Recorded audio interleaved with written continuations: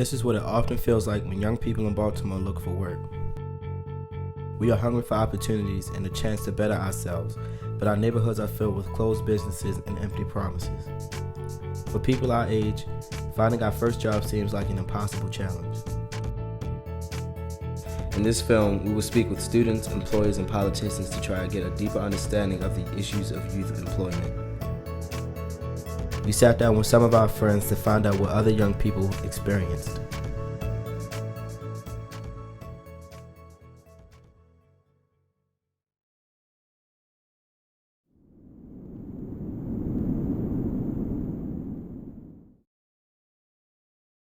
It's very hard to find work as a young person in Baltimore. Very hard. The way the economy is right now, there's so many people applying for simple jobs like McDonald's or Rite Aid. You could be applying for like a simple server or like a hostess or a cashier, and they want you to have all these certifications now of all this stuff. And it's hard because you gotta make the money. You have to have the money to get the certifications to make the money. My best job experience was working in Baltimore Central Booking down on Madison Street. It was the best because the pay was awesome. You know, it was nice. And it was the worst because the environment. And if there's no job opportunities, you're forced to do what you have to do. And a lot of children may engage in like illegal activity to get what they need to survive. Youth Works is a summer program that gives children jobs so they can have some money in the summertime. Well, I signed up for Youth Works, so I had my hopes up and everything, thinking I was getting paid. My dad didn't have the time to go and get my birth certificate from California. I mean, I see people go out here and get a job just for having an ID or like a driver's license or whatever. They make you get like all this paperwork just for 6 weeks of work.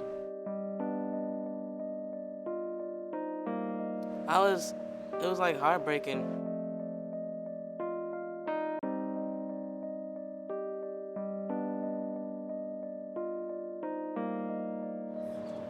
I think they should make it year-round because it gives some teens something to do in the summertime, but like, what about the rest of the year? It affects Baltimore as a whole because, you know, the youth is the future for all. And at this rate, the way the youth's looking, a lot of youth are dying. So if the youth keep on dying, what's going to happen to Baltimore? Like, who's going to take over? After hearing about the struggles of other teens, we were convinced that there just aren't enough job opportunities for young people in Baltimore. Across the nation, there's an epidemic spreading faster by the day.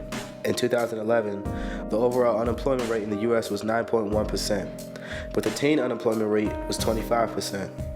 Last time teen unemployment ticked above 20% for an extended period of time was in 1981. Funding is being cut for after-school programs and recreation centers are being closed.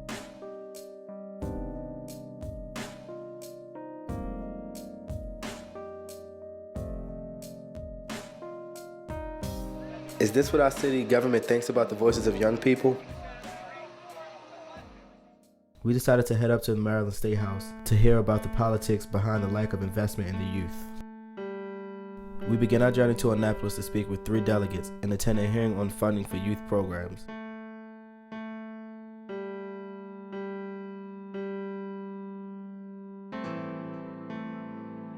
When we arrived in Annapolis, we were eager to meet the delegates and listen to their points on the matter of where the funding for youth jobs and after-school activities are going. 2 of the 3 delegates didn't even stay for their meetings to talk with us. Fortunately, Delegate Sandy Rosenberg, who represents a district in Baltimore, did take the time to speak with us. Hopefully we make him want to get interested. Like, he won't look at us as like just 2 kids who are just complaining. Maybe he'll look at us like, oh, maybe we should pay attention to what they gotta say. Why I think it's important to fund after-school programs because, a lot of people complain about how there's a lot of teens on the street and stuff, and how they should be doing something else. But at the same time, I feel like there's nothing else for them to do. They don't fund these positive things that we do have. You take them away. It's not a lot that. It'll be more negative, a negative environment that we would have. We won't have a lot of positivity, I guess. we'd be more on the street, and it would be more of the things that I experienced because I've seen it.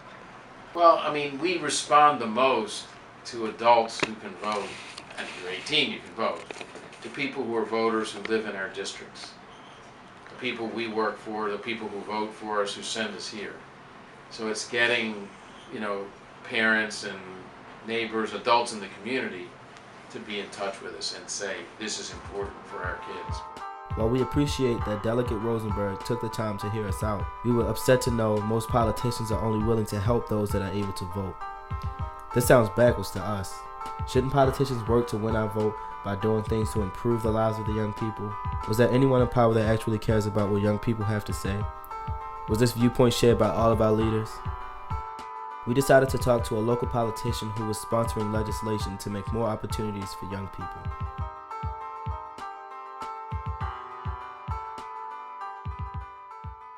Well, one of the things that I've worked on my whole time in the council is to stress the importance of youth development and opportunity. We talk about how the children are the future and how, education is the key, and it's, we say how important all of this is, but then we go home at night and look out our windows and we see kids standing on the corner. Now, when that happens, almost nobody picks up the phone and calls the mayor's office and says, Madam Mayor, there need to be more after-school programs or jobs. No. People pick up the phone and they dial 911 and they say, there's some kids outside my house, I don't know what they're doing. Can you come run them off? Now, people in City Hall are not stupid or mean. They are simply responding to what they've been told by the people they work for. We actually spend less now on recreation and parks than we did 20 years ago. Now, we spend over $350 million a year on police because somebody's got to run around and answer all those 911 calls. But we spend less than $30 million a year on recreation and parks. My attitude is youth development and opportunity is public safety. I'm saying we have to start, we have to start somewhere on putting positive things in neighborhoods, even if we don't see it as being effective. Eventually, you plant a seed, things, they grow. We were really struck by Mr. Henry's assertion that some people in power don't often see young people organizing around these issues. We decided to go to an event where lots of young people do care passionately about improving their city.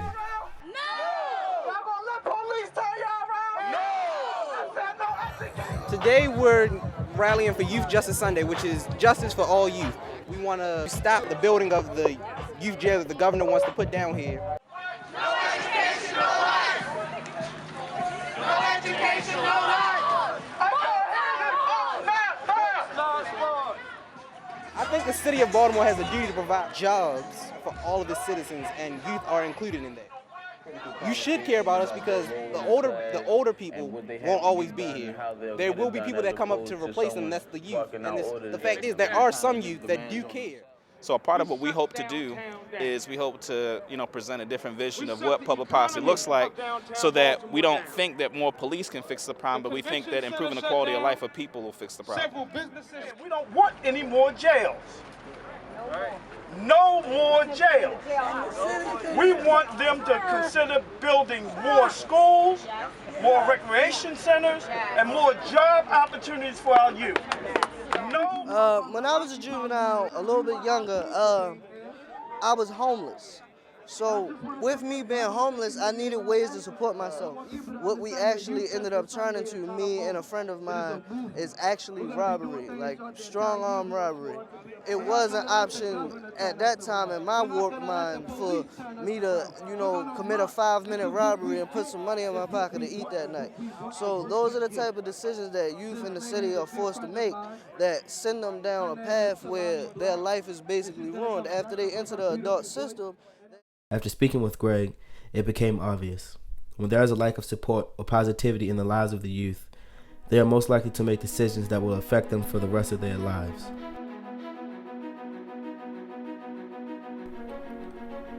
Near the end of shooting for our film, we heard about a big rally for youth opportunities. It was amazing to see the youth of Baltimore coming together with families and community leaders. We were proud to be there alongside so many people that care about the future of Baltimore. We need everyone in Baltimore, youth, parents, and politicians, to come together and find ways to provide more employment opportunities for young people. For our city to improve, we need your support.